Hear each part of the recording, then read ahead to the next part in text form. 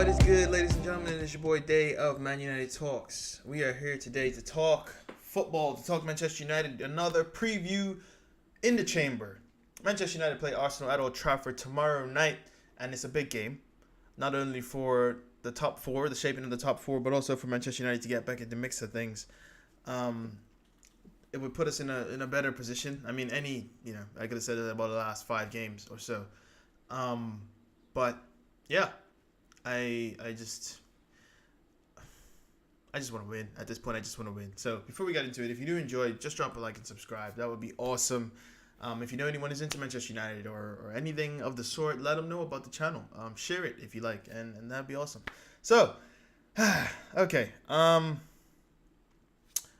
you see, Manchester United is 7th with 22 points. Not the worst vein of form, to be honest, in recent weeks. However, the way the games have gone is the problem. The results in the last 6 games, 2 losses is not ideal. But if the football was better, you could look at it and say, okay, this is all right, but it's not. So, just got to accept how it goes. As you see there, I've got Jones and Rashford as our top performers because I think they truly have been our top performers. I don't think anyone else has really been up to scratch as such. Pogba was pretty average against Southampton, as among many others, apart from Jones and Rashford. Lukaku finally scored, but he didn't do anything really special.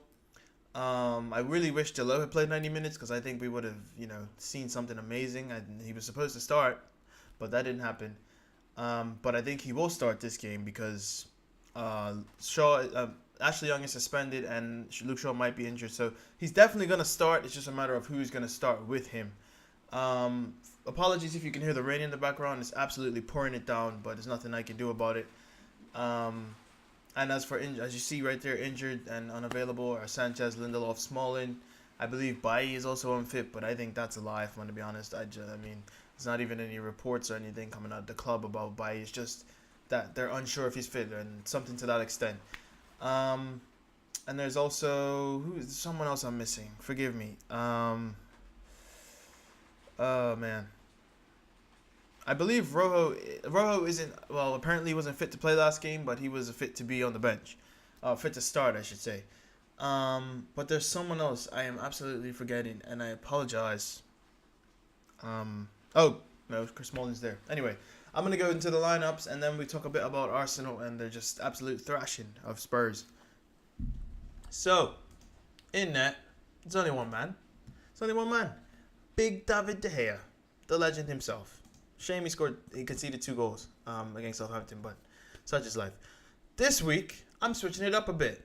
I've gone with a back 3 of Rojo, Jones, and Darmian because Bailly is supposedly unfit, and I don't want to see McTominay or Matic in defense, and I told you I'm not putting him in my lineup. I don't care if it's a back 3. I don't care if it's in defense. I do not want to see him in this team. He's playing like absolute shambles. I thought in the back 3 against Southampton he was still quite average. So I'm not a fan of it, to be honest. I'm not a fan at all. And to be honest, you could say he was at fault for the first goal we conceded. Came from his side, and he didn't get tight enough to his man. So that's just I'm gonna say that's his fault. Yeah, but that's the back 4 I've gone with. I think that's a solid back 4. And in fairness, I think Darmian in a back 3 would flourish. He's got the technical ability to play out the back. He's a good defender, one of the best in the team. His going forward is questionable, although he's doing better than most fullbacks apart from Delo and Shaw. And I've thrown Rojo in there because, in my opinion, he's probably our second best defender to Eric Bailly. But Phil Jones is playing decent, so there's no reason for him not to play, especially with the lack of players. But I don't want to see Scott McTominay at centre half. I wouldn't mind seeing. I was very tempted to actually bring in Roshan Williams, but that's highly unlikely. But I would love to see him in the team. It's moments like this where you're like, where are Timothy Fosu-Mensah? Where are Axel Tuanzebe? This is when players get their breakout opportunities. When most players get their debuts or breakout performances when players are injured. And there's other times than this we could have used Axel Tuanzebe, but Mourinho's just absolutely lost it. Like frustrates me to my core how absolutely oblivious he is to the talent at his disposal. It's frustrating. Jeez, this rain is getting heavy. But yeah, that's the back three I've gone with. Let me know what you think in the comments down below. This is the midfield I've gone with. Obviously, Delo and Shaw are fullbacks or wingbacks. But I think that core right there. I mean, I'm just predicting in such an ideal world. This is highly unlikely to happen. But I mean, you're probably going to see Fellaini instead of Fred or Herrera. But this midfield, this core is such a strong core, and it's so I could see nothing but football coming from this side. Nothing but football coming from this side. Good, fluid football with great width at the disposal. It just makes so much sense, but I don't understand Jose's just lack of understanding, I guess, is what I'm trying to say. With a man of his experience and his stature, how you could just absolutely dismiss this as a possibility. I don't know. I could very well see Delo, Jones, Rojo, and Shaw being a back four, and he might play that, but I doubt it. But this is the midfield I go with. It just, oh man, it's great. I love it. I absolutely love it. And the front line, excuse me. What I meant to say was front two. Well, I guess it is front line. Martial and Lukaku. Rashford picked up a knock, and so did Lukaku as well, but in this specific formation, I'd love to see Lukaku and Martial. I wouldn't even mind seeing Rashford and Martial up front. That'd be great. But I think with that side that I put out there, you get football and you get just a bit more quality and finesse rather than Matic and Fellaini. Like, what's frustrating is that we'll probably see Fellaini, Matic, and Pogba in the midfield if he plays this team. And that is just stupid. You don't want to win, Jose. You do not want to win if that's the team you put out. You should quit your job. Quit it. Because you don't want the best for this club if you're just going to keep playing crap. The tactics are crap. The lineups you put out are not going to win. It's frustrating. It's very frustrating. But that's the 11 I've gone with. I think that is a sound side that can go out and absolutely do bits. Let me know your thoughts in the comments down below. Who do you think should not play? That's beautiful to me. It's maybe too good to be true. Maybe. But anyway, back to Arsenal. Let's talk about Arsenal. I watched that London derby, and I got to tell you, that was probably the best game of football I've seen all season. That was brilliant. I enjoyed that. End to end, from a mutual perspective, that was an amazing game. I don't, if you know about the game, there's no reason for me to tell you about it. But Arsenal are playing good football right now. And it's nothing they haven't done. Arsenal have never played bad football. Even in the end of Wenger, they never played bad football. They just couldn't defend or didn't have the quality. And that was that, really. Excuse me. But as you see there, I got Aubameyang and Torreira as the top performers. But I like what Unai Emery is doing. And with Aaron Ramsey coming off the bench, he brings such an injection of quality.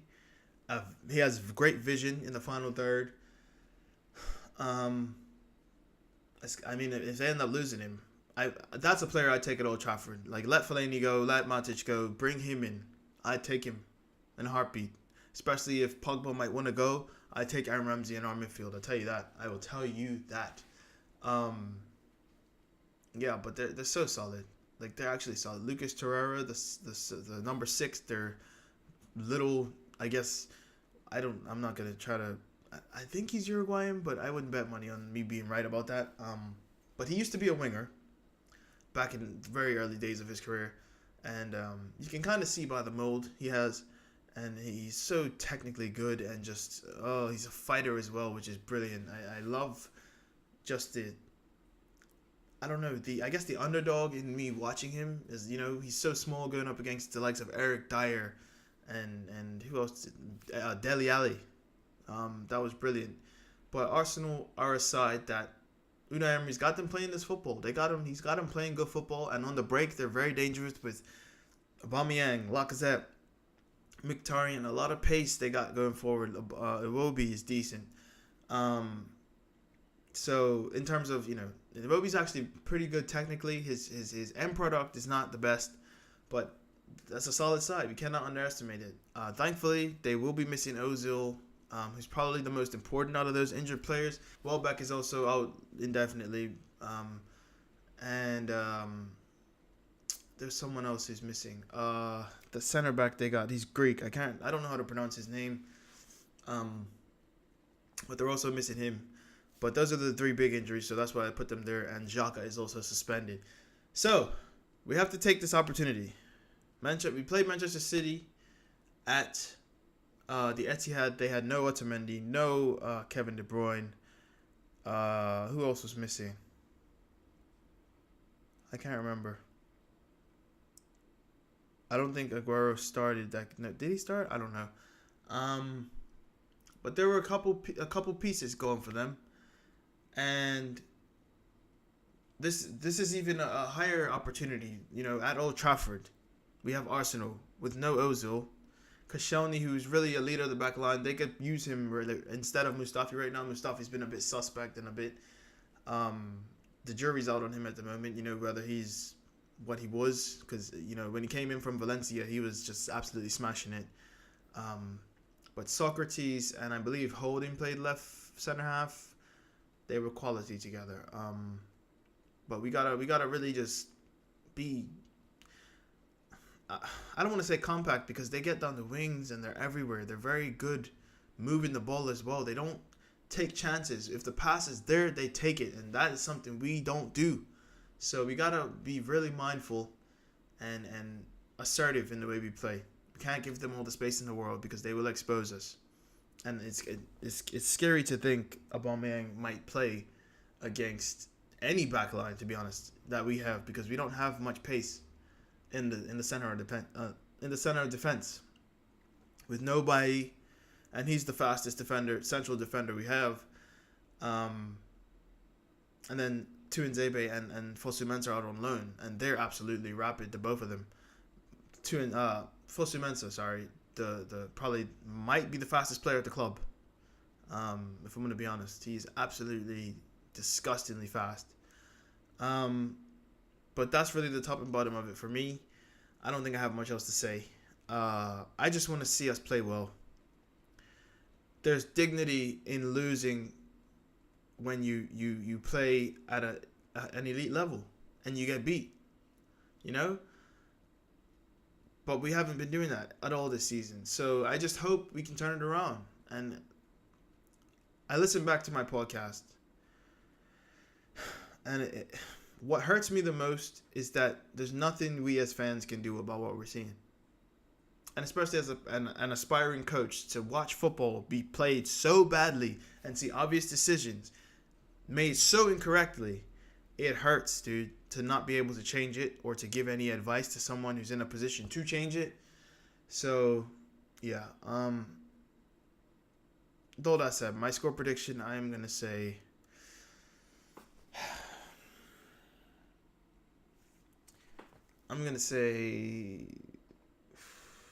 it's going to be goals in this game. It's going to be a few goals. I'm going to say 3-2 United. I'm going to say 3-2 United. I'm never going to predict a loss. And I'm just going to be honest with you guys. I feel it coming, though. I do. But I'm not going to predict it. So I'm going to say 3-2 to United. I don't care who bags, to be honest. I'd hope it's Lukaku, because when he gets firing, then that's the best thing for us. Just we need a striker that's going to score goals consistently. So, if he got all 3 goals, that'd be great. But I just want him to pick up a consistent run of form. Most important thing for me. Anyway, that's my Arsenal preview, and it's ended pretty depressing. I'm sorry. But if you did enjoy, please drop a like and subscribe. You guys have been awesome. Thank you for watching. I am out of here.